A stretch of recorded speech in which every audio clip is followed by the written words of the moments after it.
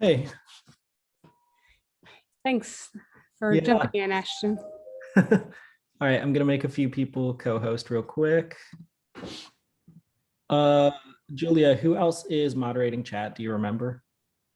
I can pull it up. Thank you. Yeah.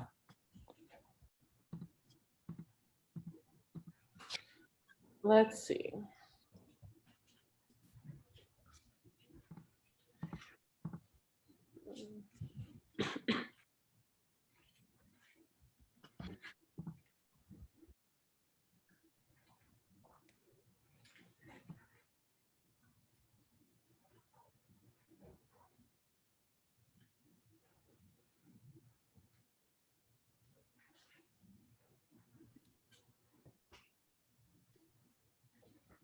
Hi, everyone. Hi. How are you? Okay, thanks.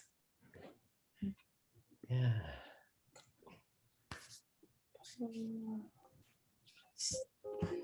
Can't figure out who. No, we Well, discussed. I'm willing to do it myself. I just wanted to know if there was someone else I needed to make co-host. Oh, make me a co-host because I may have a share screen later. Yeah, absolutely. Thank you. And then for note taking, Vaughn and Chloe, you guys volunteered, but Chloe will be talking for part of that. So, and I made a notes page.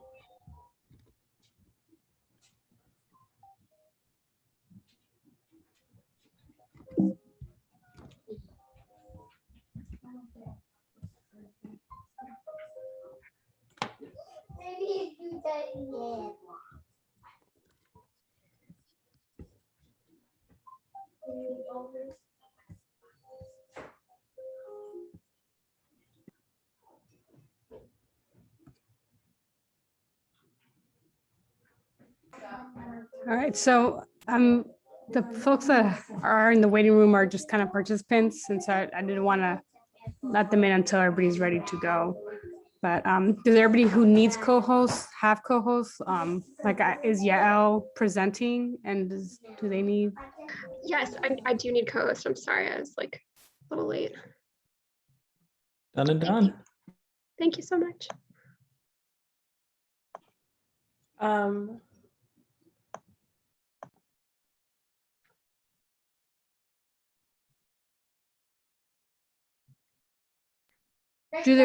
Would it be helpful to put the agenda that you created for this team as a reminder on the chat?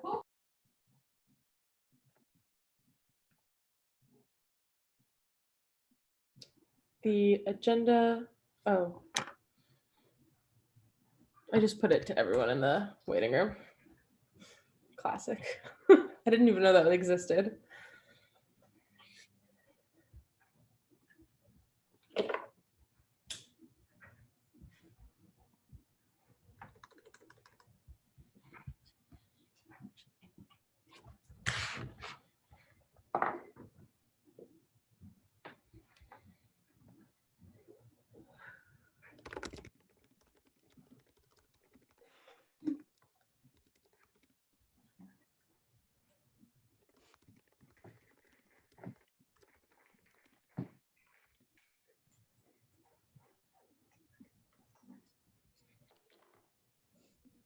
Very nice, Sam. I love that. Wow, Sam. And Cole, you know that you're opening? I don't know what you're talking about. I didn't write that. I swear. Okay. I mean, if we want to get started, we can start letting people in. Is everyone ready? No other comments? Are you gonna start right away? Do you want to have like music playing? Oh, let's do music. That'd be nice. Yeah. Do you want to do that, Carol? Should I do music? Whatever. You should Do you play know how- Friday do you by know- Rebecca Black. Oh God, I can look at it. Hold on. Oh my God, Friday. It's Okay, I got it. oh, I can do it on this laptop, so someone else has to do it.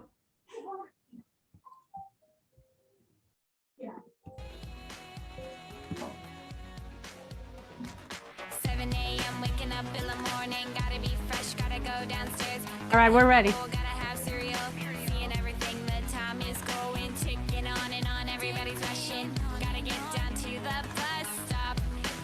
My bus, I see my friends kicking in the front seat, sitting in the back seat. Gotta make my mind up, which seat can I take?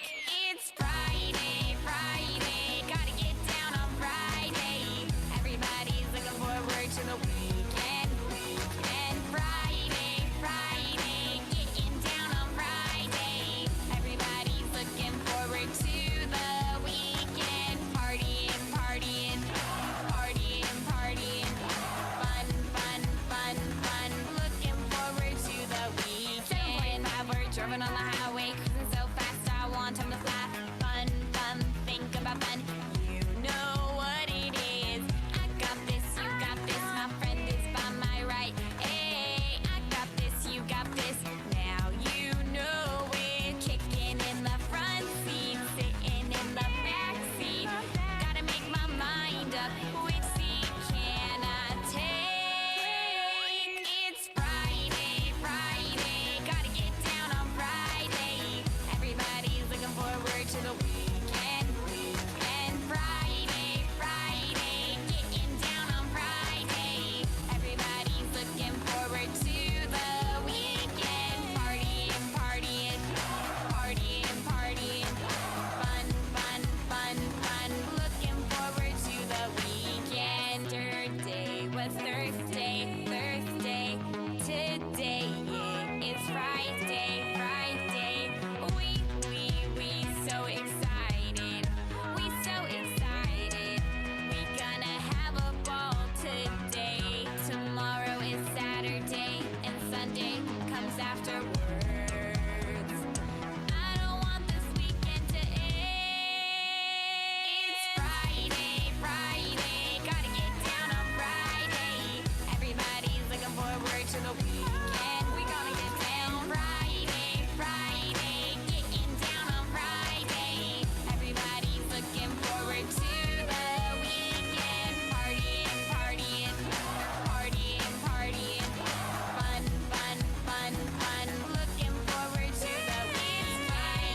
Friday, Friday, gotta get down on Friday. Everybody's looking forward to the weekend, weekend. Friday, Friday, getting down on Friday. Everybody's looking forward to the weekend, partying, partying, partying, partying, fun, fun, fun, fun. Looking forward to the weekend.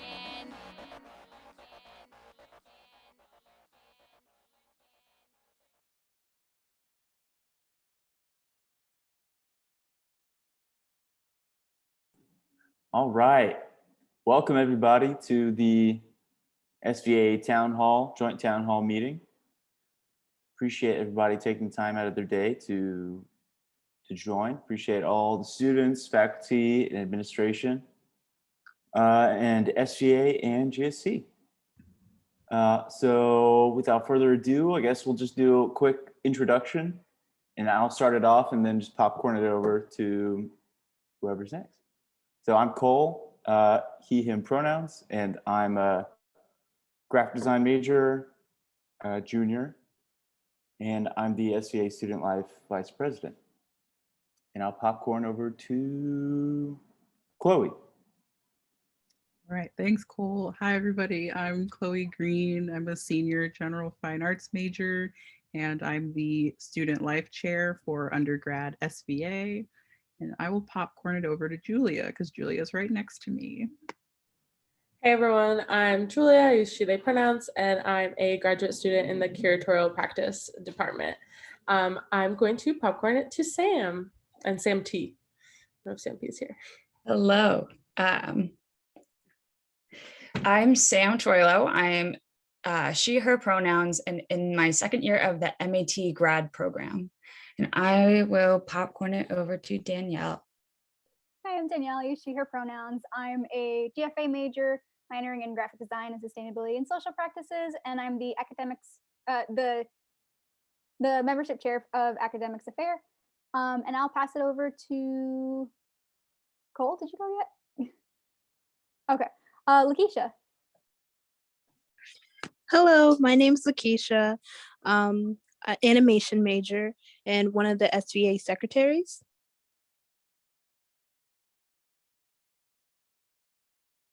And then popcorn to someone. Sorry. I guess Tiffany Holmes, if that's one. Hi, everybody. I'm Tiffany Holmes. I'm the Vice Provost for Undergraduate Studies. This is my puppy, Lulu. And I'm going to popcorn it over to David. David Bogan. Thank you. There are many Davids. David Bogan, I'm the provost. I lack a puppy right now. I apologize for that. And let me see, Yale.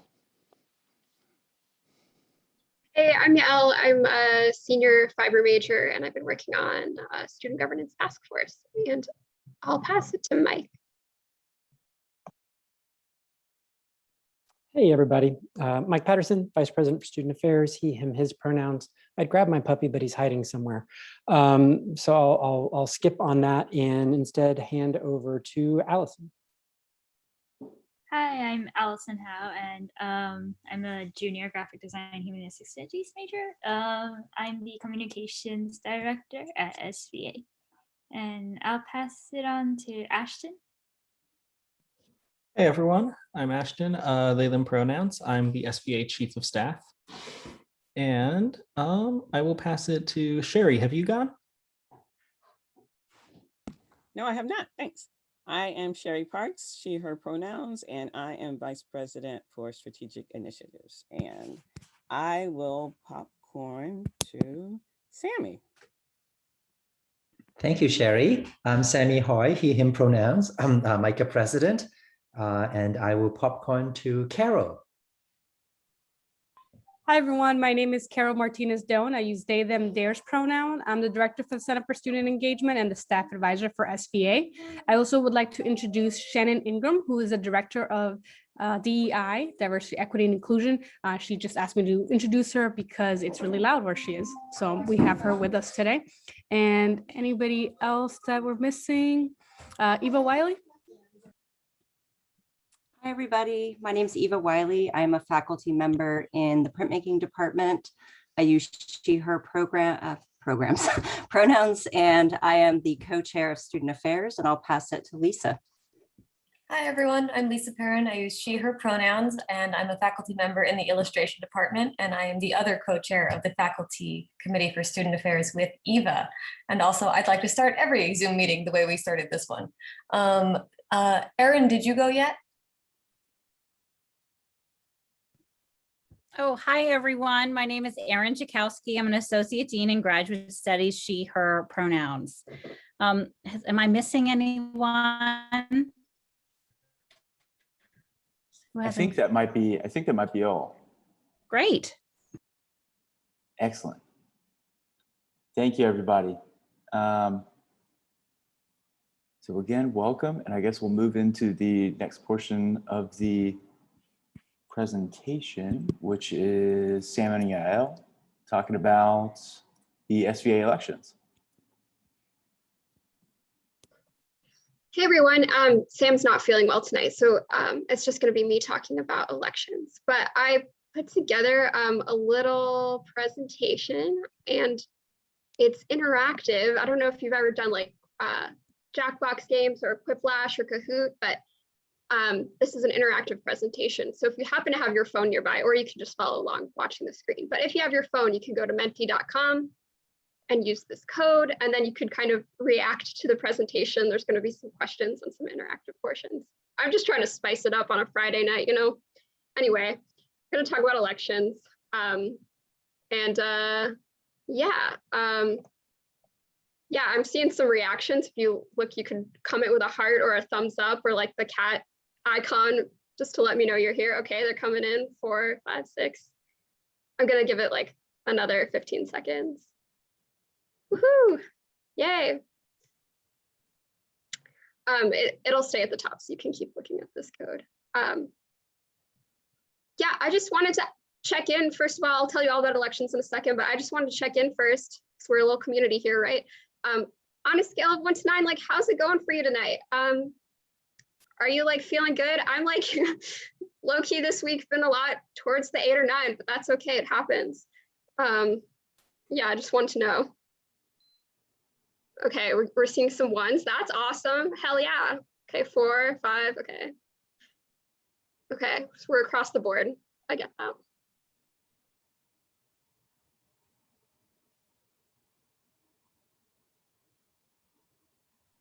Yeah, some 9s. I feel you. Okay, I'm just gonna get into it. Okay, so let's talk about elections. So this is basically your chance to voice who you want to see represent the MICA student body. That's what elections are about.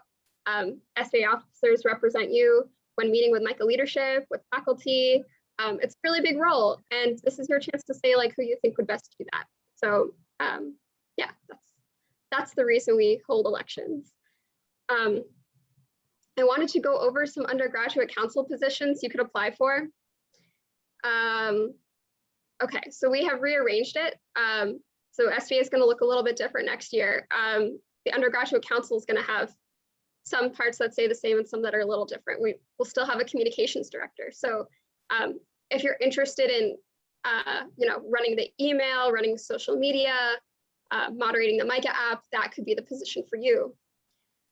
Or maybe you're more into design and you want to oversee the branding and promotional materials and the monthly newsletter. That's also an option. Or academic affairs, which basically oversees our, academic affairs committees with our department representatives, and also first year experience committee.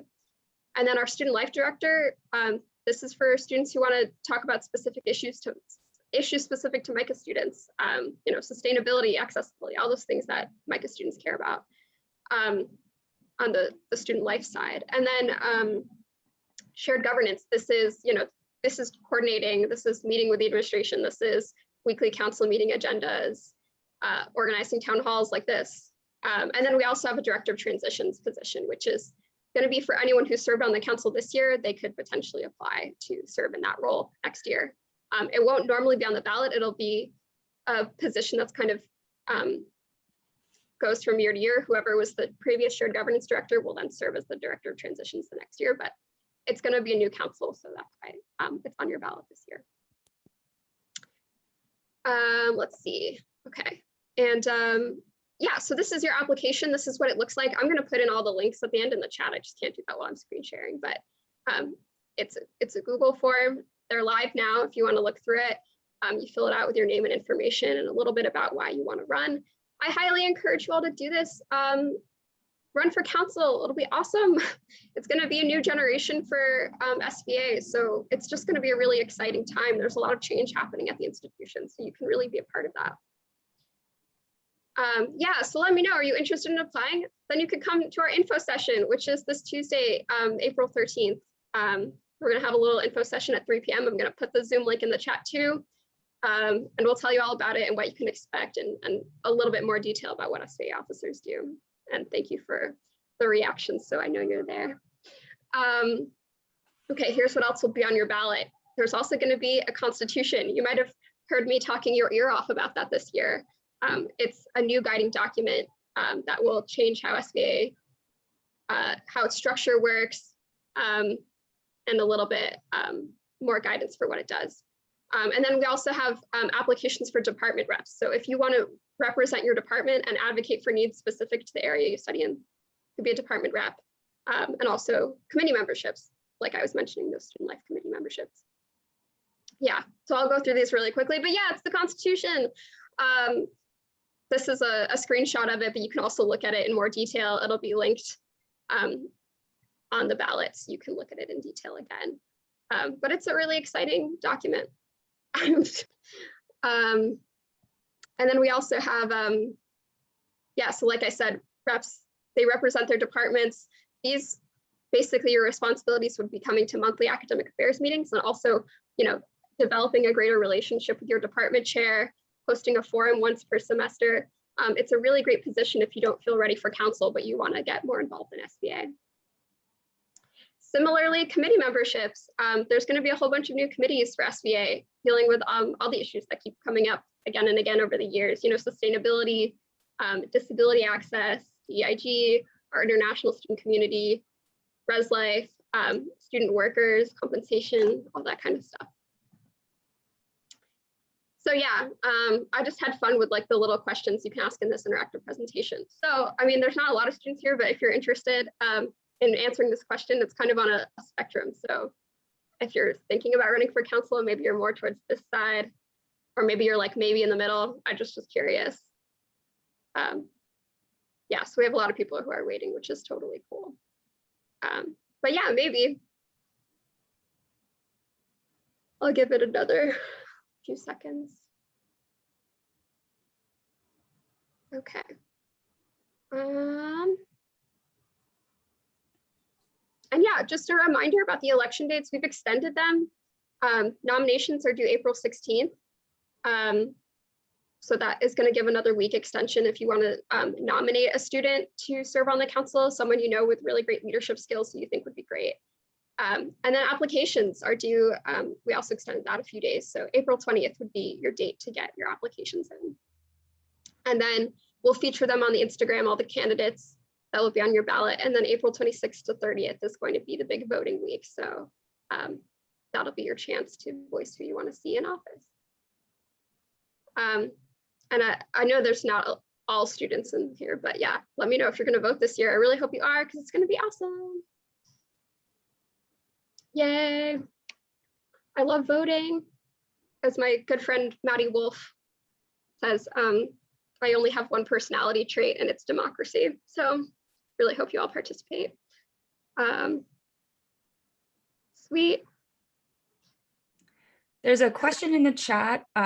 Are you able to send out your presentation? Yes, I can link to the presentation, and you can keep responding to it. I think it stays live until I close it.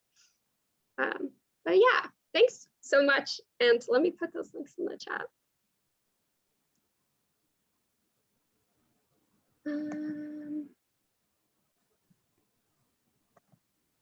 Yeah, are there any other questions?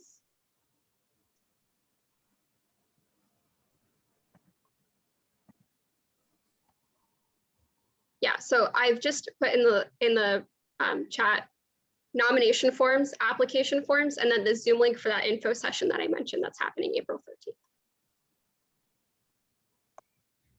Thank you, Yael.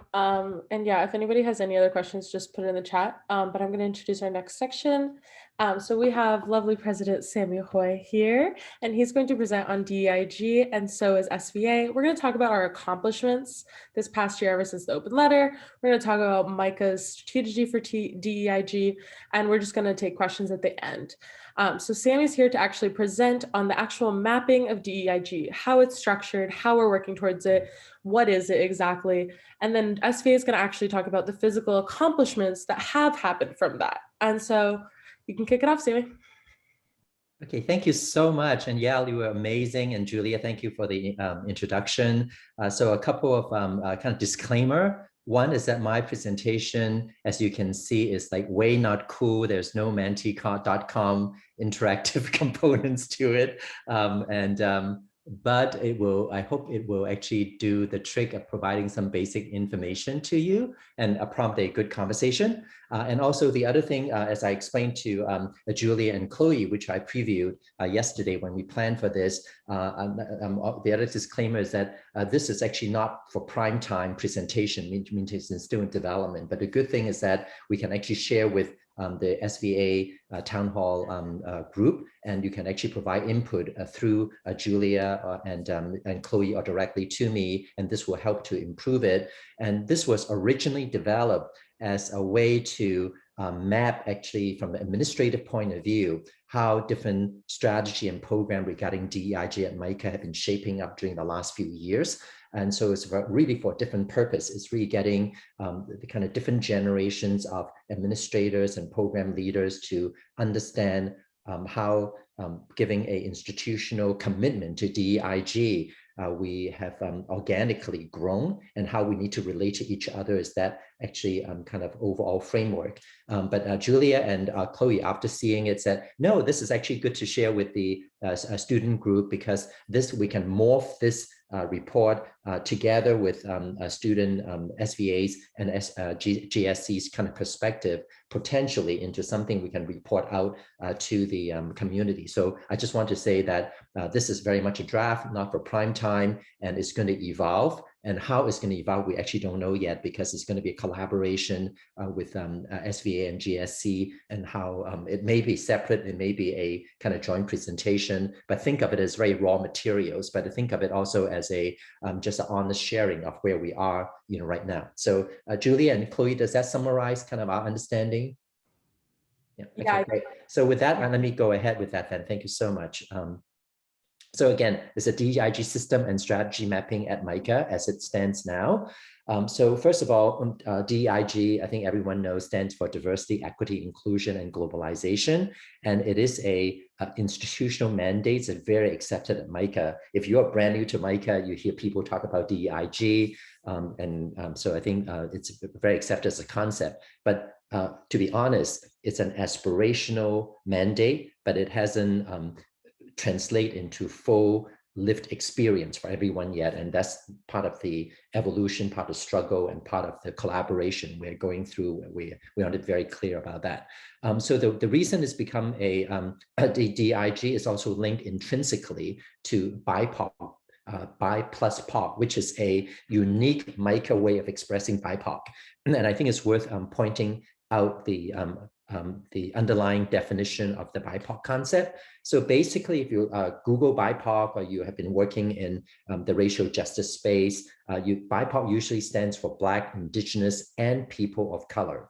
But during the summer of 2020, MICA Student Voice Association, MICA Student Leadership, yay, with BIPOC faculty input, developed a modification and putting a plus in the middle to emphasize the inclusion of domestic and international students of color, and also to emphasize that it's not just Black and Indigenous people of color, but it's Black, Indigenous, and people of color. So it's really denote both the inclusion of international students and also students of all racial and ethnic background. So MICA has decided we're going to follow the SVA usage of this special BIPOC. So I think when we talk BIPOC, is the Bi plus POC. And again, I want to re-acknowledge the student leadership in developing this term. So thank you very much.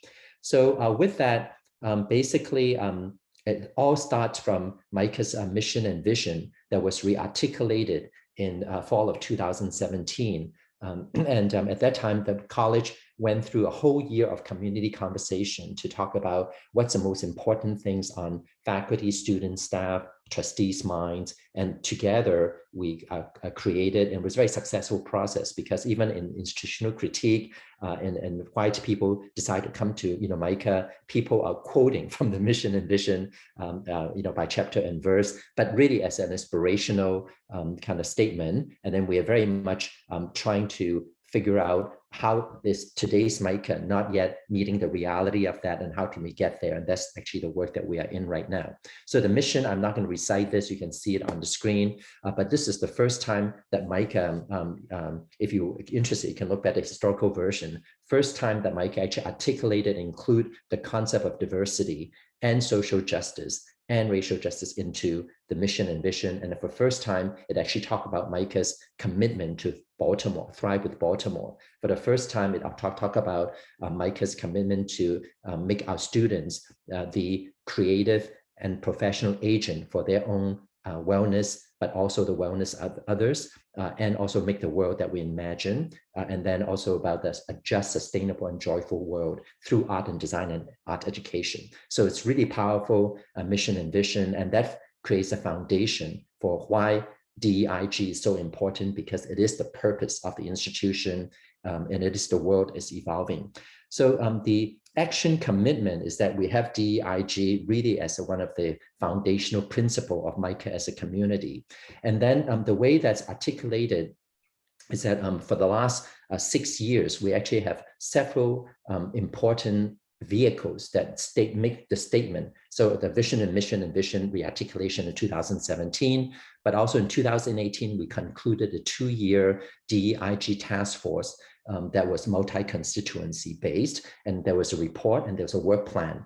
And then out of that work plan in the 2018 to 2020, right before the pandemic, we've been working on a strategic plan, and the framework has 4 themes to it. And one of the middle core theme is that MICA will transform through DEIG. So for institutional commitment, strategic commitment, mission and vision, we're really there. And that's very important because it anchors everything that we do.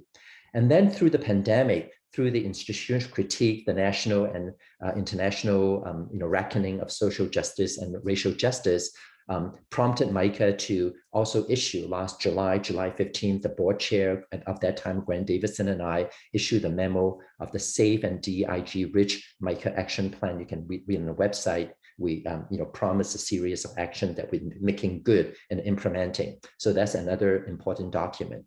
And then, of course, the famous SVA open letter of June 2020, which has launched a multi-constituency collaborative workshop that's been meeting like 12 or 15 times now. And you're going to hear some of the accomplishments soon. And then also the faculty has responded through their own group and very much the SVA open letter has very, very strong DEIG theme to it. And the faculty response, I think, is pretty much squarely on DEIG. And then, of course, in January this year, after we all came back from the winter break, when the spring semester started, I wrote another memo to kind of summarize a bit of the MICA journey going forward, and it has a theme of metamorphosis, saying that as we evolve, as we change, it's not a pain-free process, but the outcome is that we actually will change on the cellular body level, become almost a different and a better being. And part of that DEIG is very much part of the transformation. So this is just to say that MICA has multiple way of articulating why DEIG is really important in MICA. And with this action and commitment, the approach that we have taken is that basically the DEIG, when I come to read it, think about it and distill it, there are 3 major pathway of action. The first one is diagnose, to figure out how is MICA meeting or not meeting support for all. Everyone can be the best at MICA, everyone's identity would be honored, and everyone who can be maximum based on their authentic identities. So I'll talk a little bit about what that diagnose support. And 2 is that build and empower BIPOC leaders, not just getting the BIPOC population in, but putting them in a set of positions they can actually make changes at MICA, help MICA transform. And then lastly is that MICA, both as a culture, as a practice, as a people, as a community, we actually perform and everyone becomes accountable to the DEIG outcome. So those are the 3 major pathways for DEIG at MICA. And let me articulate a little bit more what it means by diagnose and support for all. It means engaging the MICA and the Baltimore community voices, experiences, and expertise out there. So it's not just the faculty to students, administrators to the rest of the campus, but there is a really active exchange, and we are constantly learning, evolving a community, curious, open, humble, and learning from each other. Very importantly, we're here for students. And so we have to empower students in the feedback and in also idea contribution. So it's not, oh, young students, you don't know anything, so let's administration and faculty decide what it is, but we really open up that space to make sure that the innovation that we see in this SVA constitution and everything, I think we want to empower students in the feedback and idea contribution. It means identifying campus assets and also gaps. What are we good at? What do we have as strengths, but also what we don't have that we need to build and or we can grow. So some of the assets maybe they're good, but they're not enough, so we will build. And establish then, based on that, establish the goals and the plans. And so the 2018 DEIG report has a work plan attached to it. And you hear later Shannon Ingram, as our director of DEI, is actually updating that plan for MICA right now. And then providing plans and training and the kind of support. It's not enough to of plan. It's not enough to tell people we've got to do this. We have to give the professional development resources, time to allow everyone to come together, and that's part of diagnosis support. And then of course we have to raise money for it, but also it's not all about money. It's about connecting dots and connecting people.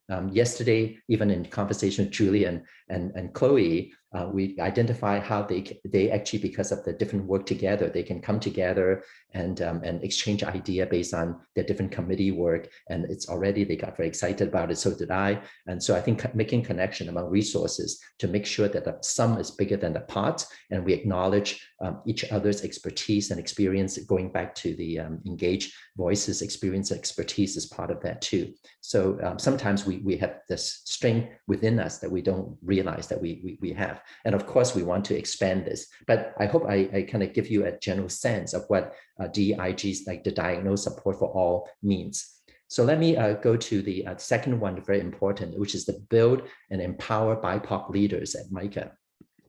So that means that as we are dismantling new systems, we are old systems, we're actually building new systems. And part of dismantling structural racism, a structure, a kind of status quo, it's about empowering actually new people coming in to lead change. So, that's and part of that is creating the campus conditions for BIPOC students, faculty, and staff success and contributions. We have learned again and again the failure to bring people of different background into a space where there's a dominant culture that doesn't support them. So that's not fair, it burns people out, etc. So we want to make sure we have the system and conditions for support. And then we cultivate the leadership capacity of multitude of background in leading the campus, and then embedding and putting people very kind of diverse leadership, so that we can actually have rich input into decision making. So it's really important to put BIPOC leaders into decision-making process. And actually this one, we have made some very important progress at MICA, which I'll share with you later on. Again, ... meaning that there are other things, but in general, that's what it means by empower BIPOC leadership and by building through DEIG. And this also includes programs and projects, of course. And lastly, perform, very, very important. And this is, I would say, the part that MICA is working, still has the biggest gap and still working hardest on, is that we have to codify our expectations. So it's more than the concept, more than aspiration, more than a promise. And we build that into the performance standards for staff, for faculty, for everyone, students on campus, in relevant foundational policies and documents. So there has some real framework to hold people accountable, but not in a punitive way, but in an aspirational, developmental way. And then put in place holistic and effective evaluation system. Evaluation means day-to-day. It could be the course grading, course learning outcomes. It could mean a faculty evaluation, staff evaluation, but then also investigative. When things that are not good that happen, we have to have an effective investigation system for cases, and that's the one that we also put in through a web-based reporting system now, and then reporting and follow-up. So there's transparency, there's effective and follow-up, and then we can actually hold all constituents and members, accountable for living up to the mandate. And again, ... So I hope that this gives you a sense of what we mean by diagnose, build, and then perform as a community. And this is a little wonky, so that's why it's not ready for prime time. It's very crude. But at the early on, when the DEIG multi-constituency task force came together before many of your generations here at MICA, or right before you came to MICA, we determined as a group, we did not want to go the route of some other institutions where there's one single office that does everything about DEI, like a VP of DEI or something, diversity, equity, inclusion, because the danger is that everything comes from one area, and then when the dominant culture of the place doesn't work, this center will get at risk of being marginalized, and then the work get just not supported, etc. And then everyone said, "Oh, this office does that. I don't have to do that," and then it doesn't. So instead, MICA has chosen a route of building an ironclad framework like we did, mission and vision, the framework, all the documents, etc., and then decentralize and distribute the ownership of DEIG throughout the organization, hold everyone accountable, and then it becomes a culture and a practice that over in time will become part of the DNA. It actually already can be a part of DNA, but manifested in all directions and all aspects of the college. So it's a harder road to travel, but we decided we're going to go down this road because it's so much more meaningful than kind of centralizing in one area and then at the risk of being marginalized and other people not owning it.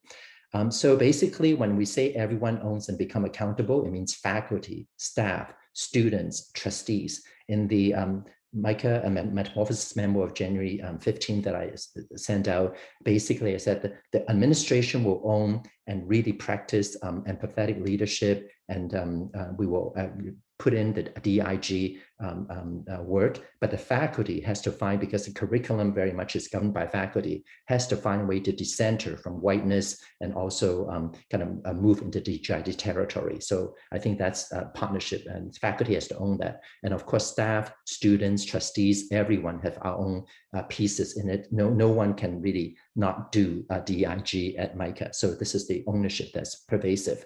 And then all the pieces work together, institution, faculty, and staff and students.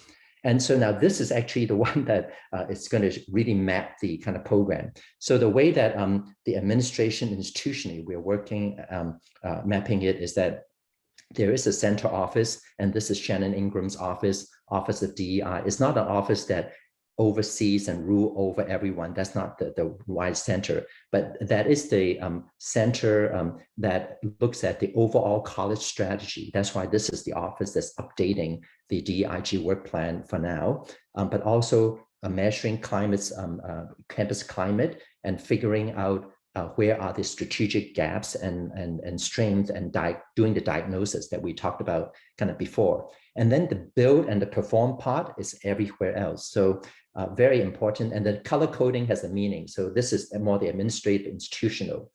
Without the next generation 21st century kind of human resources area, we won't be able to support the evaluative system, the investigative system, the compliance, the workplace culture and value. That's why we are relaunching human resources. The human resources has come under the president's office with Charlene Hayes. We're reinventing it into a people, belonging, and culture office for that reason. And so that's going to be about workplace culture, supporting staff and faculty, and also ensuring compliance.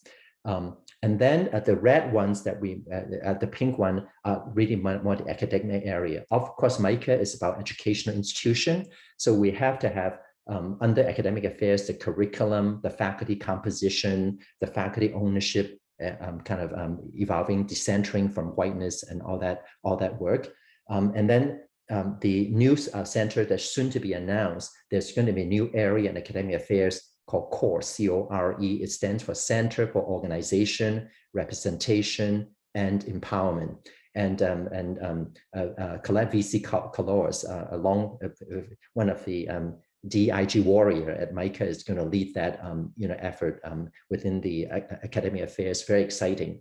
And it's not duplicating the general curriculum, but it's supporting the curriculum in faculty, student initiatives, partnerships, speaker series, etc., that will bring DIG content and programming into MICA, really assisting, doing side by side, supporting the faculty and working and influencing the curriculum and supporting curriculum. And then, as this is already launched this spring. Rayal Sali is leading the space for creative Black imagination. So that one does not duplicate the core, because that one focuses on research, on scholarship, and on making. And already there have been amazing speakers and also bringing in, and they'll be in partnership with core, but in a different way. So a lot of these will have kind of friendly adjacency and a little bit of productive overlapping. But the reason for mapping this out is that, as you see later, we don't want actually students and faculty or staff members to be confused. Why is this office over here and why is this office? There's a logic of how they are working together. And very importantly, there's also CTI. Students may not be completely familiar, but faculty very familiar. CTI is a Faculty Pedagogical Innovation Center. It stands for Center for Teaching Innovation Exchange. And the reason it's called Exchange is that it is a faculty-driven, peer-driven best practices exchange, and Jose Galasa is heading that under the Provost's office. And it's really about faculty and pedagogy and empowering the faculty, giving the support and faculty peer learning. So if you look at that, all these academic and kind of students, support very mission-driven, activities, and most of them are actually led by POC leaders, which is very important. And then of course, we can look at the pipeline, and missions. So very excitingly, in the missions office, not only have we really focusing on bringing in more diverse student body, and we're seeing some momentum in that. MICA for the first time also has an EdCat program called the Art and Design College Acceleration Program and Accelerator Program. Basically, 3 years ago, for the first time in MICA's history, we have an undergraduate pipeline program for City of Baltimore that every year we take in 15 public school students who are talented in art and design and provide them with free after school and weekend art and design training, but also what we very important, what we call wraparound services, giving them and the family college financial literacy, college entrance literacy, and support and mentoring services. And then when they are ready to come, if they want to come to MICA, we give them extremely generous and most of them full rides into the curriculum. So very exciting program. And actually they're also all the first class that came in last year doing very, very well at MICA. So this is actually we talked about before under build, is that you have to build the conditions for success. And these students is a very good example. When build the conditions and surrounding the services and resources, they succeed when they come to MICA. And then lastly, it's about very important, we have to put BIPOC leadership onto the board, onto administration and faculty and staff and students. And I'm going to show you actually a little bit of that progress in that area. So that is the system and strategy mapping for MICA about how we're manifesting a DEIG. But again, as I said, this was built for administrative analysis. So I'd love to hear your feedback and see if this makes sense to you. Does it help you understand how DEIG works at MICA? And then working with Julia, Chloe, and other SVA leaders, we will translate this into even more effective kind of reporting out system to everyone. So areas for attention, I think the reason I wanted to do this for our faculty administrators who are in this space is that we have to make sure there's role clarification. So again, as I mentioned, we wouldn't confuse people, like what is Shannon doing over here and Colette doing over here? They're all doing because they're coordinated, there's a logic to it. And also the communication and coordination, not just among the DEIG leaders, but also certain among them, but also with other centers and figures of campus actions as well. A DEIG needs to be partnering with multitude of programs throughout the campus. It should be pervasive.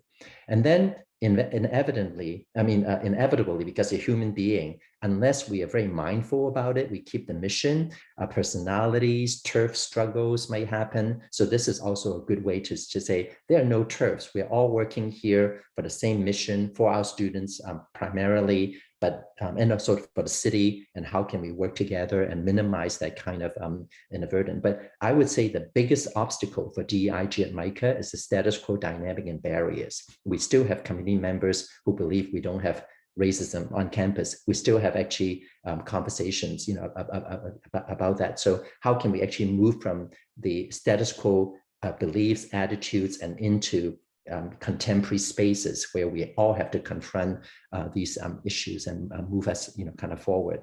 And then campus buy-in and participation.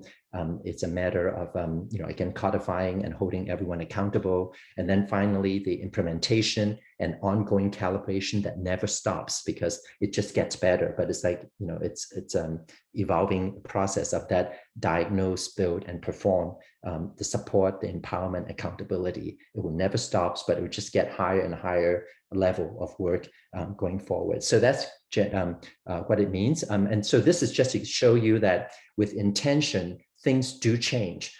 So as I mentioned before, I fully know that our daily experience is not the totally promised reality yet. That's going to take time to evolve, but something have very significant. If you look at these bar by year, this is, I don't know if you can see the little numbers, but this actually is a 10-year trajectory. The yellow bars are the 4 years before I came to MICA. And then the blue bars are, I would say 2 year, and second into the blue bars is when DEIG task mandate or the work plan started working. And so we actually track these numbers, and very interesting. In a lot of campuses, the faculty diversification is only in the primary and on the part-time faculty, base. At MICA, actually, full-time faculty went from about 11% to 20% over that DEIG period. Very significant. And then part-time faculty went up even more, from 11% to 20%. So compared to a lot of our peer institutions, we actually have progress made in terms of people of color faculty in both full-time and part-time. And then on the staff side, it has also gone up. But if you look at the lower left corner, we also track staff director level and above, because I mentioned before, it's really important to put BIPOC leader into decision-making role. And we have significant increase. Things are pretty level before DEIG, but since DEIG, we went from about 14 to 16% to 25%. So that's significant. And then the next slide is actually even perhaps even more significant. On the kind of upper administration or senior cabinet, when I came to MICA, there was actually no racial diversity on the President's Council, so the president or vice president. And then every 3 years been increasing by about 10%. We are at about 44% now. And I think soon we may be actually like the country, which is potentially we have a POC majority kind of senior administration, which would be very exciting if that happens. But we don't hire people just because of their racial ethnic background.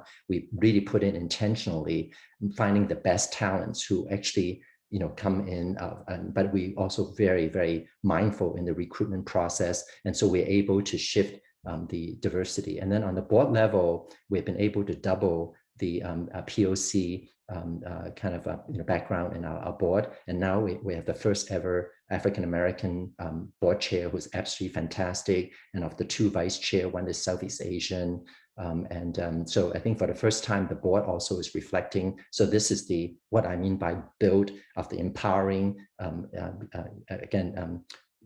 BIPOC leaders into decision-making process at MICA. So let me pause here and see, again, hopefully this is helpful to you to see how over time we've been very methodically building the DEIG system, and it's actually also leading to some momentum, but again, with full acknowledgement, we are still on a kind of promised path, because it takes everyone working together to get to, but we have this kind of foundation a lot of institutions and communities do not have. So I'm excited about the hard work that we'll be going together, but we have to hang in there and do it together to get there.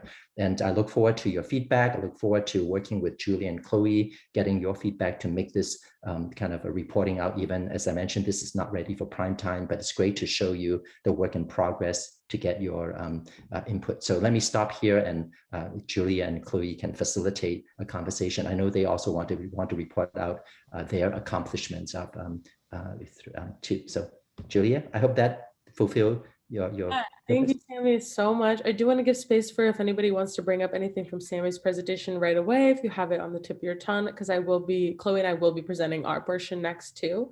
And I just want to give space just in case someone does need to say something right now. Yael actually has a question.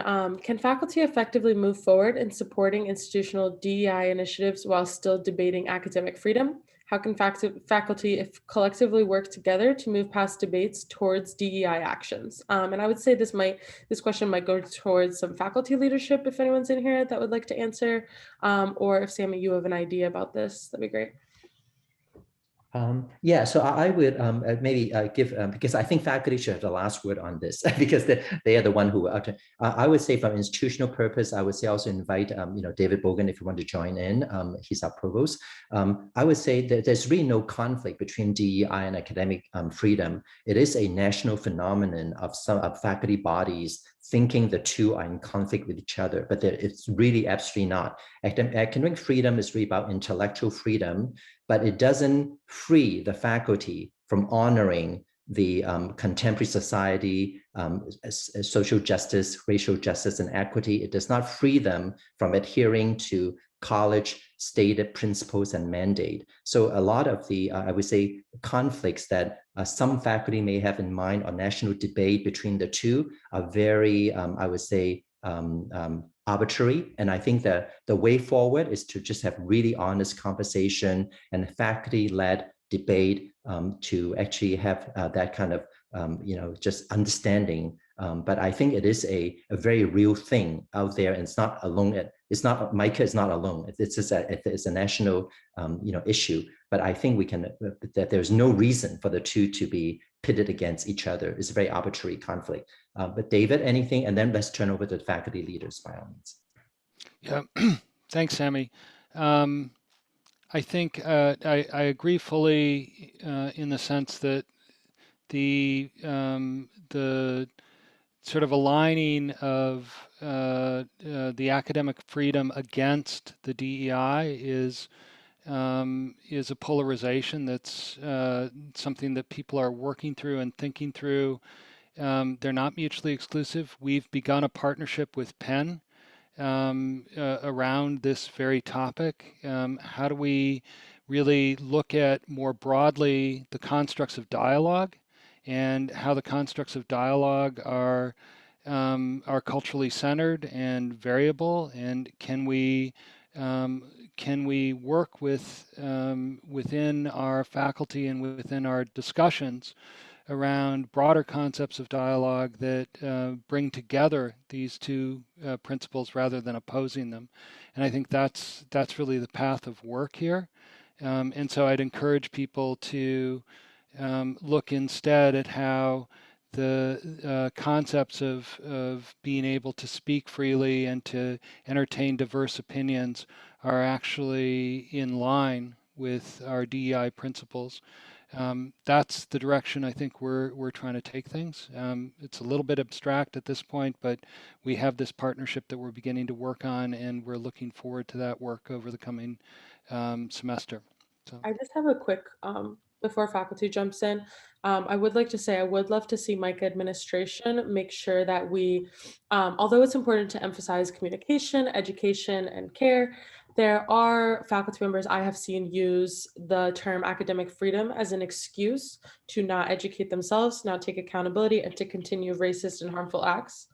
And because of that, I would say I would love to see administration make sure we're holding a boundary where we don't cross over to allowing harm and racism, but we still allow for conversation and education to happen and accountability to happen, so that that careful balance still exists, to ensure that we're not allowing faculty to be like, to make an excuse so they can continue to be racist. Understood. And I think, again, being able to create a more expansive understanding of what dialogue is about, because dialogue is a more expansive concept than just freedom of speech.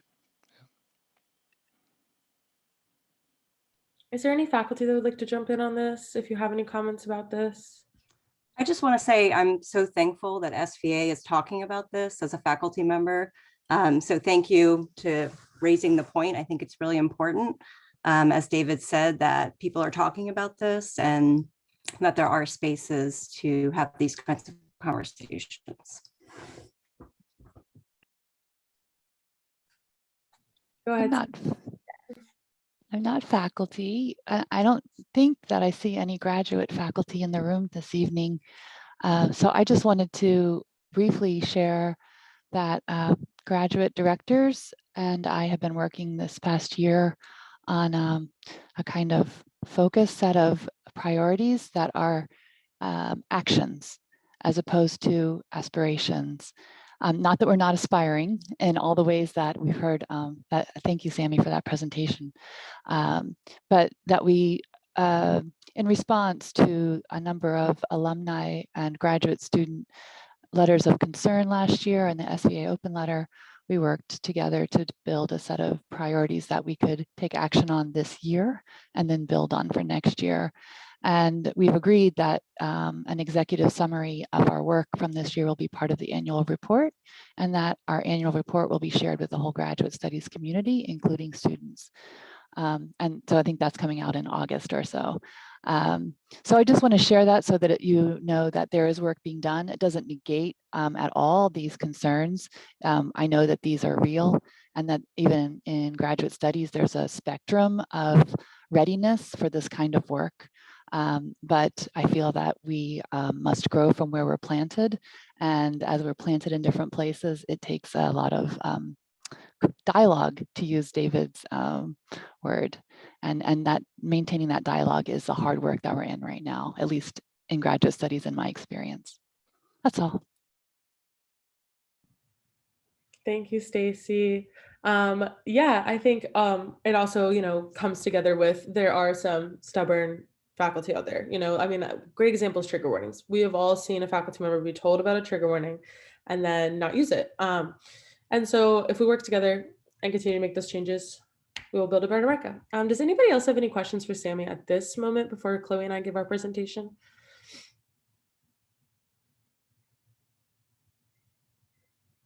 Well, thank you, Sammy, so much. We really appreciate it. And now that you guys know about the map to DEIG, we're going to talk about some things that actually happened from that map. Sammy touched on some of these, but I'm going to share my screen.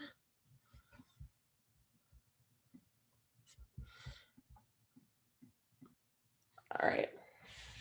So SVA DEIG updates. Wow, it turned dark the second I did that. So here are some SVA accomplishments, and this is going back specifically in the past year. Open letter touched on multiple things as within DEIG, as well as our own student advocacy. So in meetings with administration, even when we're in our own classrooms, we try to advocate for things. And so these are just some of the things that we've actually accomplished. Trigger warnings. We advocated for trigger warnings to remind faculty and staff that they exist, that they must be used.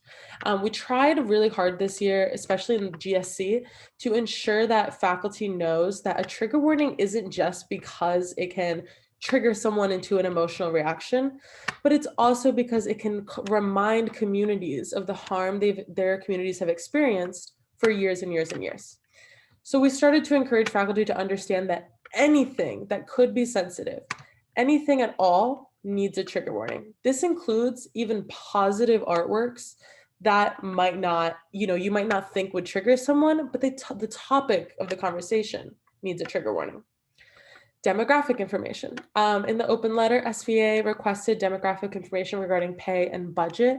It has been received, but SVA is in the process of fully reviewing it.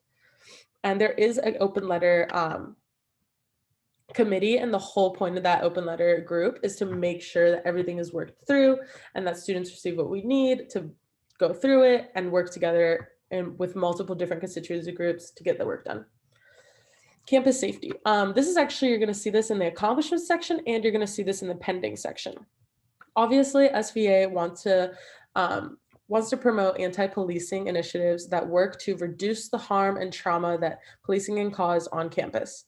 In the past, SVA has received many reports of Black individuals on campus who have received clearly rooted in racism experiences with campus safety. So we essentially requested to review all the campus safety modules for SVA. And right now the SVA, there's 2 members of SVA that are actually in the process of reviewing. And MICA is committed to ensure safety and healthy safety standards at MICA. Then safe and care-centered reporting systems. In the past, the reporting system MICA had it was easy to get lost in it. It was easy for your voice to get lost in it. So we advocated for a reporting system that centers impacted persons, and for there to be actually a new system that follows up with the reports and ensures an investigation is done. Shout out to Mike Patterson working on the team right now to ensure that that happens. We advocated that this really happens by spring 2021. And as many of you have seen, you've gotten an email in the early spring showing you that there's a new reporting system.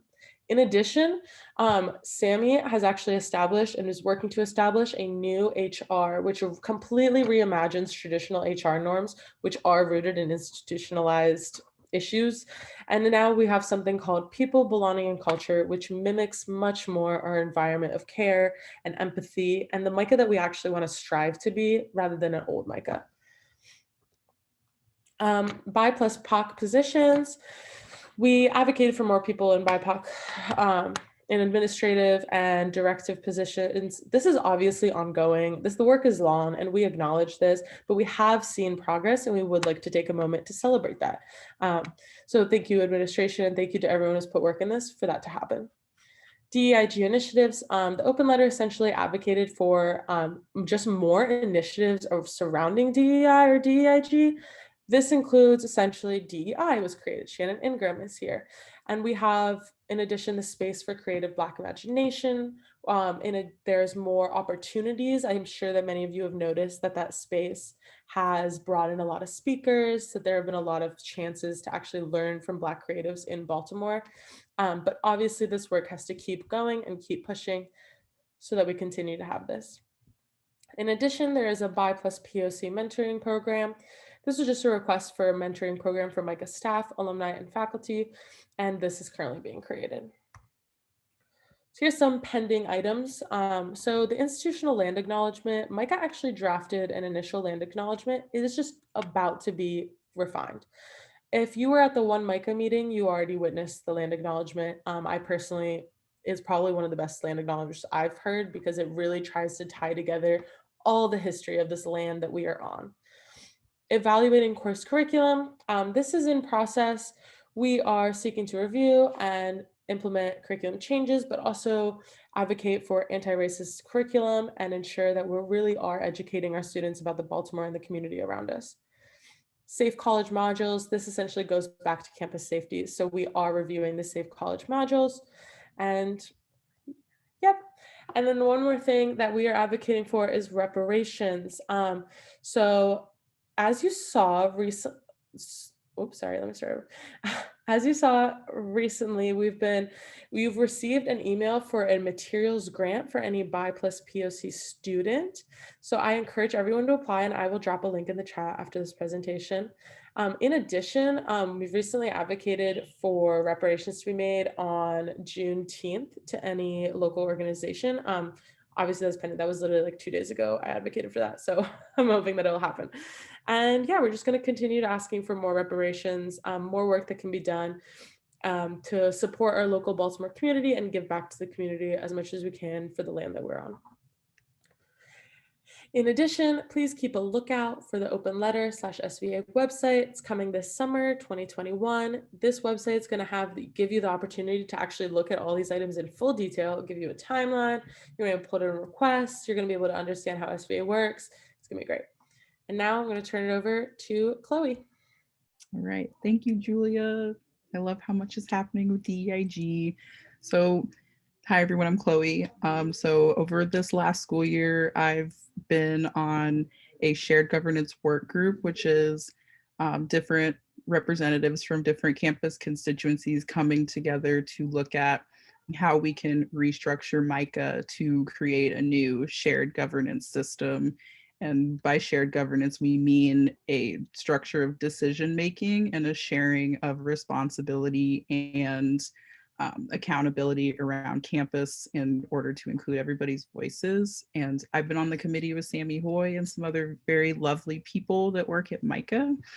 So I would like to talk a little bit about how it supports DEIG.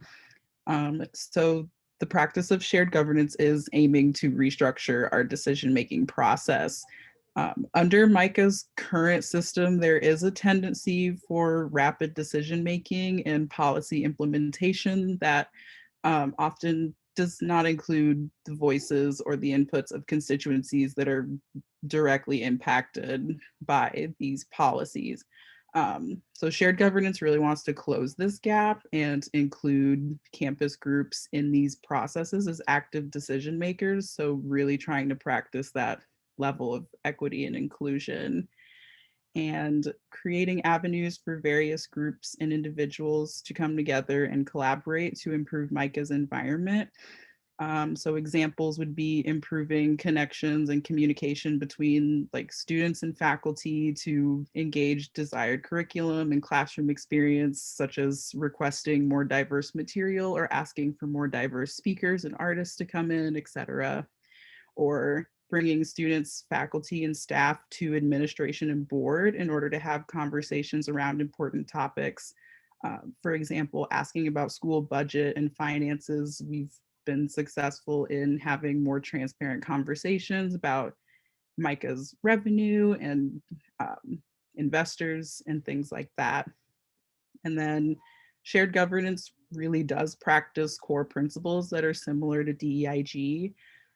So MICA's DEIG initiatives are reforming the college's core values, and shared governance is pulling from these same ones, which is communication, inclusion, and equal distribution of power and opportunity in the community.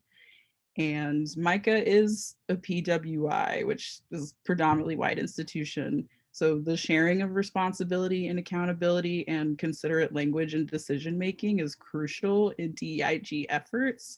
And MICA must be dedicated to having an environment that's open and accommodating, especially to BI plus POC people and other diverse groups. And shared governance is striving to build a system for MICA that supports this mission. Yes, thank you, Julia. So shared governance work in process. So we have achieved the development of a cross-constituency communication forum. Sorry, which is a meeting of all different campus groups like faculty, staff, students, board, admin. In addition, a lot of the groups that Sammy had mentioned that are a part of CORE and the DEI office. So bringing them all to talk about demands or concerns or just things going on in the community and finding common ground and just kind of knowing what's going on with each other. And then the One MICA Town Hall, which are the monthly campus-wide meetings where all these constituencies come together, and then we invite in students and anybody in the community who's interested, and we all go around and share updates on what's going on. And that's more geared towards updating and communicating with MICA as an entire body. And then we have a shared governance website, which is going to be super cool. Shout out to Christian Lalo and Aaron Baham, who are our strategic communication directors. So this website will feature information on participating group members and constituencies in the shared governance work group, as well as a working timeline of the group's process and deliverables and resources that the group has been using to research and learn about shared governance and how to apply a structure to MICA. So that's my spiel on shared governance. I will pass it back on. Thanks, everybody.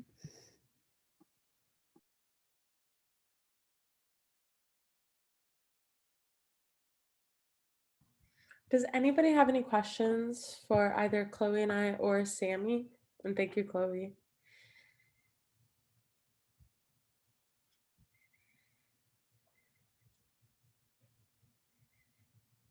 If there are no questions, Cole, you can take it away.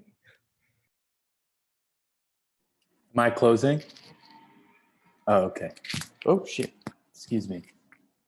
All right. Well, thank you, everybody. And appreciate all the hard work that y'all did in the presentations. And appreciate y'all meeting for a Zoom meeting at 8 p.m. on Friday. It's glad to see everybody's faces. All right. Well. Before we close, I just want to take a second to acknowledge the hard work of all the SVA, the Student Voice Association officers. They have been working extremely hard all year long for you all, for your students. And this is kind of the last major SVA meeting. And so didn't want to make sure that they all are acknowledged for all of their hard work. So yes, thank you, Julia, Chloe, Sam.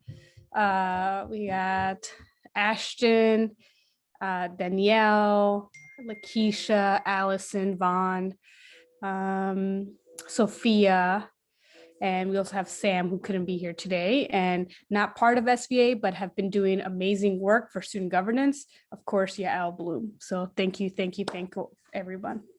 I would also like to take this time to let's give a shout out to Carol and Mike, because you two are always in our meetings and here at 8 p.m. And every Friday, I feel like you're here somewhere at 7 to 8 p.m. And you guys have been supervising us and doing a great job, or advising us. And so we're going to give you a shout out too, especially since I forgot you that meeting one time, Carol.